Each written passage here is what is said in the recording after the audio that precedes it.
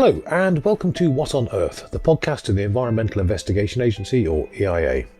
I'm Paul Newman, EIA Senior Press and Communications Officer, and today, the 7th of September, is the United Nations International Day of Clean Air for Blue Skies. Its theme this year is The Air We Share. So why are we here to talk about methane emissions? To answer that and much more, I'm joined by Kim O'Dowd, a campaigner working in our climate team. Kim, welcome, and thanks for taking the time to share your thoughts with us. Hi Paul, thanks for having me. So, why are we here to talk about methane emissions? So I think it's particularly important to talk about methane in this day because methane is a short-lived pollutant. It's actually 86 times more powerful than CO2 over a 20-year period. We know now that it is responsible for about 25% of global warming experienced today. But on top of being extremely climate damaging, it has also a very harmful aspect for human health. Methane emission contribute to the formation of tropospheric ozone, which is a harmful air pollutant, which causes various health problems contributing to illnesses and premature death. Actually, cutting methane emission by 45% would have the potential to prevent 255,000 premature deaths and 775 asthma-related hospital visits each year. Wow, those are not inconsiderable numbers. Yeah. So it's huge, and the good thing is we can cut those emissions because we know where they come from. Methane can come from natural sources, from being trapped in the permafrost, but around 60% of methane emission come from human activities. And those anthropic methane emission come from agriculture, waste, and the energy sector. Agriculture represents about 40% of those anthropic methane emission, energy about 35%, and waste 20%. So agriculture is always the most famous one because we know it's related to cows, but it actually also comes from rice cultivation. On the energy sector, it comes from the extraction, the processing, and the transport of oil, gas, and coal. And waste, it comes from landfills or sewer treatments. Okay, and why does EIA's climate campaign focus specifically on the methane emissions that come from the energy sector as opposed to, say, farting cows and all the other things that produce it? The energy sector has been identified as actually the main contributor to the rapid acceleration of atmospheric methane, even if we know that methane emission from the energy sector are chronically underreported. So we can imagine that the scale is even bigger. And in a very big report called the Global Methane Assessment, which was produced by the UN and the Clean Air Coalition, they have found that currently available measures could reduce methane emission across all sectors by as much as 45% by 2030, but half of those measures would actually come from the fossil fuel sector, in which it is really relatively easy to reduce methane emission, and with the majority of those measures being available at negative cost or low cost. This fact has also been confirmed by the International Energy Agency that has found that curbing methane emission is the most effective means available for limiting global warming in the near term, which is particularly true in the oil and gas sector, where it is possible to avoid more than 70% of current emission with existing technology, and where about 45% could be avoided at no net cost. Well, I guess tackling methane would make a major impact because it's such a short-lived climate gas. It hasn't got that huge lifespan in the atmosphere. Mm-hmm, exactly, yeah. It's considered as the low-hanging fruit of climate change. So we should get picking. Mm-hmm. How does methane actually get from the energy sector into the atmosphere? Is it deliberately done or is it accidental? It's a bit of both. In the energy sector, methane emission, where they come from either being vented and flared or from unintentional leaks. I'm going to get a bit more into venting and flaring because it's a bit technical, but it's actually very interesting. So it's a practice that is used along the whole supply chain. It can either be used for gas pipelines, but also for oil pipelines, where gas is considered as a byproduct. What happened is that the gas is either released, so that's venting, or burnt, that's flaring, in the atmosphere. The reason behind both flaring and venting may be related to safety, economics, operational expediency, or a combination of all three. And gas is primarily methane, so that means that you release intentionally methane in the atmosphere. And those practices can have actually a very big impact on human health. So it's very relevant to talk about this today. Flares emit a host of air pollutants. They depend on the chemical composition of the gas that is being burned. But to name a few, there's benzene, propylene, hexane. Researchers in Canada actually found that more than 60 air pollutants can come from fossil gas flares. And the exposition to these gases can create many health damages. And venting is the same. It's just releasing gas in the atmosphere with other very hazardous air pollutants. But like to add, flaring is also very important for another reason, and extremely damaging for human health and biodiversity. Because when you burn gas, it increases the ground temperature. Which can cause a decline in for example, crop yields. Studies have revealed that there's an almost 100% loss in yield of all crops cultivated about 200 meters away from the flaring station, a 45% loss for those about 600 meters away, and a 10% loss in yield for crops 1 kilometer away from the flare. And it's actually very common that habitation or agriculture fields are close to flaring stations.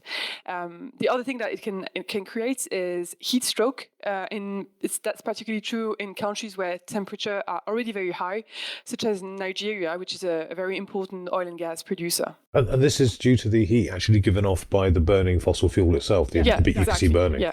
Great. Yeah. And how many of these if you like, venting and flaring stations are actually located near agricultural land? I couldn't give you a particular number, because it's actually something that we can see a bit by satellites data, but there's a company called Flare Intel that does an incredible job at trying to identify big flaring events with satellite data, and you can actually access for free the map on their website, and you can explore a bit, and you can see that if you look at all those big yellow orange dots, it's close to cities. So I do not know the exact number, but it's a very common practice. Okay. As well as venting and flaring, I gather there's also a problem regarding unintentional leaks from the energy sector and so-called fugitive emissions. What exactly are these, and where do they come from?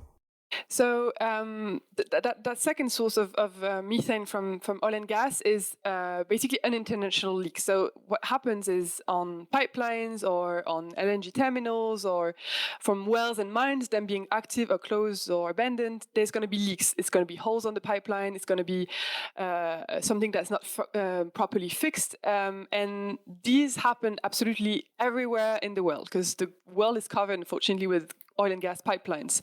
And again, satellites can be a very good tool to spot those. And some of those events are emitting extremely high number of emissions. To name a few, in July 2021, so quite recently, there was a massive major leak that was spotted on a pipeline in Iraq. It released methane at a rate of 73 tons an hour. So to give you a bit of an idea, it has the same planet warming impact of more than 200,000 cars in the UK. And that was just for a few hours. Or other example, in Russia, there was recently in January 2022, the biggest leaking event in the world in a coal mine. It happens also in Australia, in Algeria. So basically, everywhere in the world, you're going to find those massive emitting events. But it's not has to be always massive events. It can be also just very small leaks on pipelines. And those ones you can see thanks to OGI cameras. Colleagues from the organization Clean Air Task Force have been going around Europe to expose those leaks. They have inspected more than 250 oil and gas facilities in about 11 countries and have recorded 433 shocking methane emission sources. And again, those facilities, it's like for flaring and venting, they are very close to habitation. They are in residential neighborhoods, and that can be very scary when you think that just those people are going to just breathe those methane emissions that can be very harmful for our health. But there's another aspect as well of those unintentional leaks, and those come from abandoned wells and coal mines, which can continue emitting methane when they are not properly sealed or closed. The thing is, we don't really know how much there are of those wells in Europe. It's very hard to know exactly where they are located and how many there are and how much methane emission they emit. But it's something that has to be done, a strong monitoring. But in the US, there's estimate that shows there's around 3.2 million abandoned oil and gas wells, which together emitted 281 kilotons of methane just in 2018. This is like consuming around 60 million barrels of crude oil. And the actual numbers of those wells could actually be as much as 3 times higher, because it's probably, they probably don't have the whole data. And the threat that causes to climate is not only that problem, because leaks from abandoned wells can contaminate groundwater and soils, and in some extreme cases they can cause explosion because the gas is trapped. In Ohio and Texas, state regulators have each found that an average of around 2 groundwater contamination incidents per year are related to orphaned wells. And those leaks mean that there's a permanent exposition to methane in various communities, which have extremely important health impacts. And again, here we're only talking about the impact that the direct methane leaks and flaring event have, but that's without talking about just the impact that global warming will have on our communities all around the world, and it's still already is already happening if we don't cut those methane emissions. But that would be a subject for a whole new podcast, I guess. Yeah, obviously, climate change itself is a big problem with it. I mean, it's a very vicious cycle in that human-released methane is obviously driving climate change along with other components. And as the world warms, then permafrost melts, and then the permafrost is trapped another great reservoir of methane around the world. Exactly. Which is only going to make things worse. Yeah. So, okay, ultimately, identifying a problem's really only the first step towards addressing it. What can we actually do about methane emissions for the energy sector? Okay, so now we're going to go towards a bit of a more positive aspect, is that we actually can do something about it, and we know how to do it. Well, first, obviously, when we talk about methane emission from the energy sector, that means methane emission from the oil, gas, and coal sector. And you cannot actually stop methane emission from the energy sector as long as you continue extracting, producing, transporting fossil fuels. So the actual way of cutting methane emission is stopping the production of those fossil fuels. And actually, if we talk again a bit about health, phasing out of fossil fuel could lead to avoid 3.6 million deaths per year worldwide from outdoor air pollution. And the reduction in premature death and disease could also lead to lessening healthcare costs, and that means more funds for public policies to promote good health or promote renewable energy systems, etc. But so that's for long term. We need to phase out fossil fuels. But in the meantime, while we work on that, there are things that can be done and put in place to mitigate methane emission. And those are first systems to detect leak and repair them, which consist of inspecting oil and gas facilities using OGI cameras or monitoring sensors, aircraft, drones, and satellites. And there's more and more technology to do that. And the more often you do that, the more efficient. If you do an annual survey, you can reduce emission by 40%. If you do quarterly surveys, you can reduce 80% of those emissions, and monthly survey, 90% of those emissions. So it's extremely efficient. The second thing that you can do to mitigate methane emission in the energy sector is banning routine venting and flaring. It's the technique that I mentioned earlier. It's extremely damaging for the environment, for our health, for our local communities, for the biodiversity, and it's actually just a practice that doesn't have any benefit. It's also just a waste of gas, because the gas that they are releasing could just be used it's gas that could be used without having to extract more. So you could just like cap it and sell it again. Third technique is also capping and sealing all those inactive wells and abandoned coal mines. So obviously first you have to put in place strong monitoring programs where you will identify all those wells. But then there's also again techniques that are to make sure that those wells do not leak anymore. And fourthly, the last one that is a bit more technical, but it's adopting technology standards. Basically, it would encourage replacing some equipment that leak by design for equipment that perform the same, but with lower or zero emission. And all those techniques are available, are already used by the industry. And it's just, we have to promote by public policies, make them mandatory. Because it's just a question of a bit of motivation, and because again, most of measures can be implemented at very low cost or net zero cost. So there's no reason that we shouldn't do it like right now. Briefly, what would the impact likely be on the energy industry and sector if venting and flaring were stopped? I mean, what's actually stopping them from doing it now, and what would the implications of stopping them have for the sector? Would it be a massive cost to them, or is it just a minor thing that they could fix if they wanted to? No, it's actually something that they could fix. And there's for example, the World Bank has a program. They work with oil and gas company and with countries to implement bans on flaring by 2030. So there's even additional funding from public organizations that can help industries and countries to put that in place. But also, there's actually more and more studies that show that banning venting and flaring and also an international sorry, it's a very hard word to pronounce. Leaks can mean saving money. There's a very interesting study that was published by Capterio that I mentioned earlier for the flaring and satellites thing, that showed that if all leaks were fixed. If all the methane that was leaking from intentional leaks from venting and flaring in North Africa, and that gas was saved, then and then sold to Europe, Europe could start subsidizing 15% of Russian gas in 12 to 24 months, because it's just gas that is released, and it's just a waste, and you could sell that, and you can sell that without having to extract more, which means that you can save money, and then countries could just start going towards more sustainable, like they have additional funding, so they could invest those money in more sustainable sources of energy. So it basically significantly reduced the amount of fossil fuels we're pulling out of the ground in the first place, and then actually making those we do pull out have a purpose rather than just throwing them away into the atmosphere to become a major problem.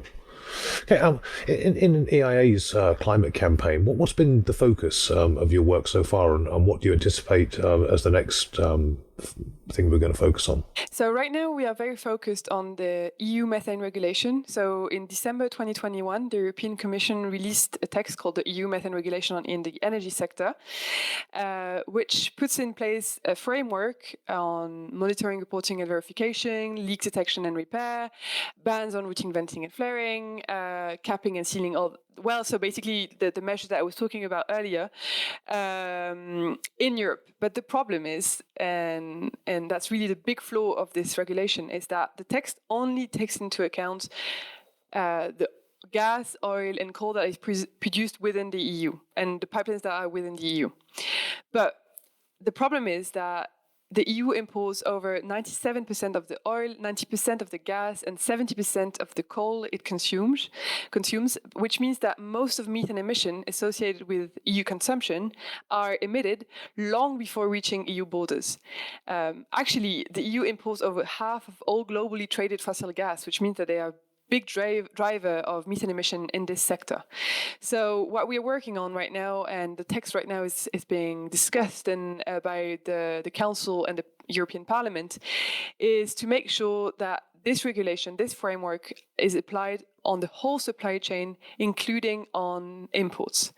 And to come back to the theme of this day, which is clean air. They have a focus this year on the air we share. They want to focus on the transboundary nature of air pollution, highlighting the need for collective accountability and collective action.